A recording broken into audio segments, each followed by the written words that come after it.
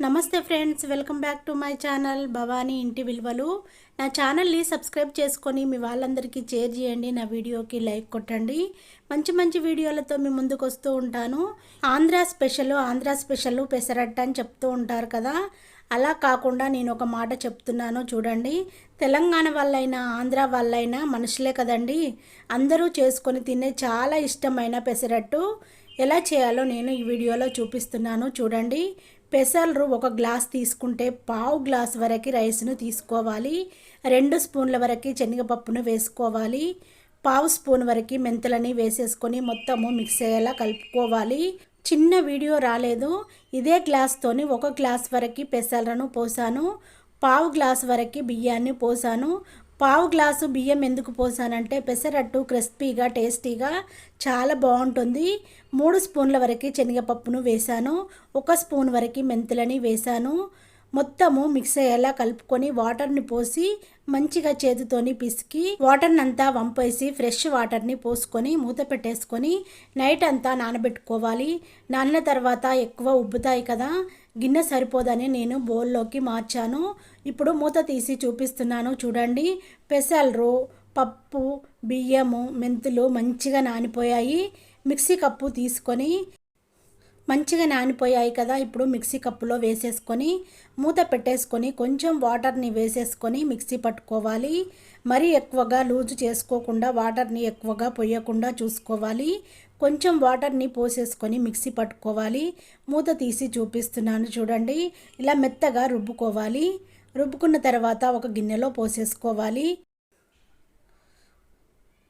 మొత్తము గిన్నెలో పోసేసిన తర్వాత అదే మిక్సీ కప్పులో పప్పుని మళ్ళీ వేసేసుకోవాలి.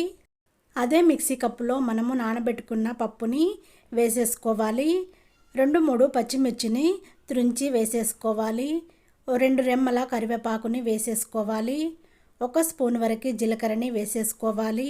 పావు స్పూన్ వరకు ఉప్పుని వేసేసుకోవాలి. నేను అల్లం ముక్కలు రుబ్బేటప్పుడు వేయట్లేదు, మీరు కావాలనుకుంటే రుబ్బేటప్పుడు వేసేసుకోవచ్చు.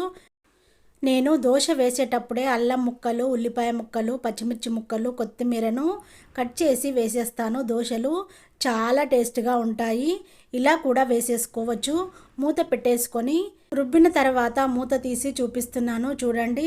అదే గిన్నెలో మొత్తము పోసేసుకోవాలి. మిగతా పప్పును కూడా సేమ్ అలాగే రుబ్బుకొని గిన్నెలో పోసేసుకోవాలి. ఒక గరిటె తీసుకొని మొత్తము మిక్స్ అయ్యేలా కలుపుకోవాలి. చాలా వరకు మనం ఇలా కలిపి పెట్టుకుంటేనే మంచిగా కలుపుకోవాలి. కన్సిస్టెన్సీ ఇలా ఉండేలా చూసుకోవాలి. చూపిస్తున్నాను చూడండి. ఇలా దార పోసి చూపించానా, కన్సిస్టెన్సీ ఇలా ఉండేలా చూసుకొని మూత పెట్టేసుకొని పక్కన పెట్టేసుకోవాలి. ఉల్లిపాయ ముక్కలని కట్ చేసి పెట్టుకోవాలి. అల్లం ముక్కలను వీలైనంత చిన్నగా కట్ చేసి పెట్టుకోవాలి. పచ్చిమిర్చి ముక్కలని కట్ చేసి పెట్టుకోవాలి. కొత్తిమీరను కట్ చేసి పెట్టుకోవాలి. మొత్తము మిక్స్ అయ్యేలా కలుపుకోవాలి. అంతా చేతితోని మంచిగా కలిపి ఒక ప్లేట్లోకి తీసుకోవాలి. దోశ వేసేటప్పుడు వేసుకుంటాము. ఇవి చాలా టేస్ట్గా ఉంటాయండి.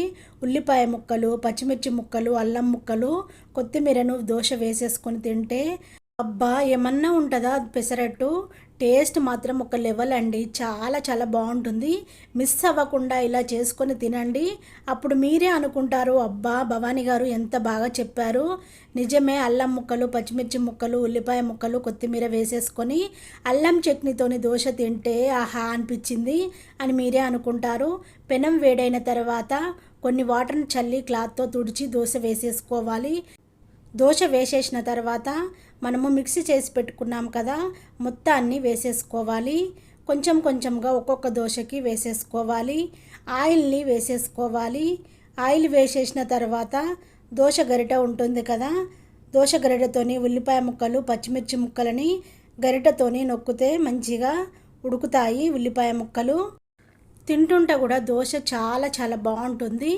మొత్తము దోశ రెడ్గా కాలేంత వరకు మొత్తము ఉల్లిపాయ ముక్కలు, పచ్చిమిర్చి ముక్కలని ఇలా మనము గట్టిగా ఫ్రై చేయాలి. దోశకు పట్టుకునేలా ఊడిపోకుండా మంచిగా కాలిందా లేదా అని చూసుకొని దోశను ఇలా ఫోల్డ్ చేసుకోవాలి. చూడండి పెసరట్టు ఎంత బాగా రెడీ అయిపోయిందో, చాలా బాగా రెడీ అయిపోయింది కదా. ఒక ప్లేట్లో వేసేసుకొని మళ్ళీ మిగతా దోశని వేసేసుకోవాలి. గరిటెతోని ఎంత వీలైతే అంత రౌండ్గా వేసేసుకొని కట్ చేసి పెట్టుకున్న ఉల్లిపాయ ముక్కలు, అల్లం ముక్కలు, పచ్చిమిర్చి ముక్కలు, కొత్తిమీరని వేసేసుకొని అన్ని దోశలన్నిటినీ ఇలాగే వేసేసుకోవాలండి. ఆయిల్ వేసేసుకొని ఉల్లిపాయ ముక్కలను, పచ్చిమిర్చి ముక్కలను ఉడికేలా మంచిగా దోశకు పట్టుకునేలా అన్నిటినీ గట్టిగా ఇలా ఫ్రై చేయాలి. అప్పుడే ఉల్లిపాయ ముక్కలు, పచ్చిమిర్చి ముక్కలు మంచిగా ఉడికిపోతాయి. దోశలన్నిటినీ ఇలా రెడ్గా కాలేంత వరకు రెడ్గా కాలిన తర్వాత దోశను ఇలా ఫోల్డ్ చేసి తీసుకొని ఒక ప్లేట్లో వేసేసుకోవాలి.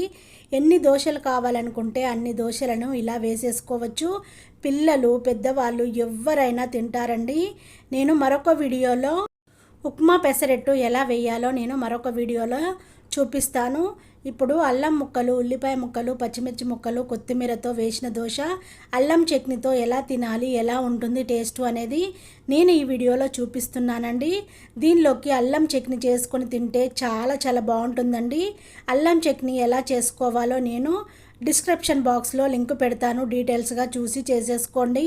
చాలా టేస్ట్గా ఉంటుందండి. వేడి వేడి పెసరట్లు వేసేసుకొని తినండి. పిల్లల నుంచి పెద్దవాళ్ళ వరకు చాలా ఇష్టంగా తింటారు. దీనిలోకి అల్లం చట్నీ చేసుకొని తింటే సూపర్గా ఉంటుందండి. కాంబినేషను పెసరట్టులోకి అల్లం చట్నీ చాలా చాలా బాగుంటుంది. అల్లం చట్నీ ఎలా చేయాలో నేను డిస్క్రిప్షన్ బాక్స్లో లింక్ పెడతాను. డీటెయిల్స్గా చూసి చేసేసుకోండి. నేను చేసిన ఈ వీడియో నచ్చినట్టయితే నా ఛానల్ని ఫాలో అవ్వండి. మంచి మంచి వీడియోలతో మీ ముందుకు వస్తూ ఉంటాను. Thank you for watching. నేను మీ భవానీ.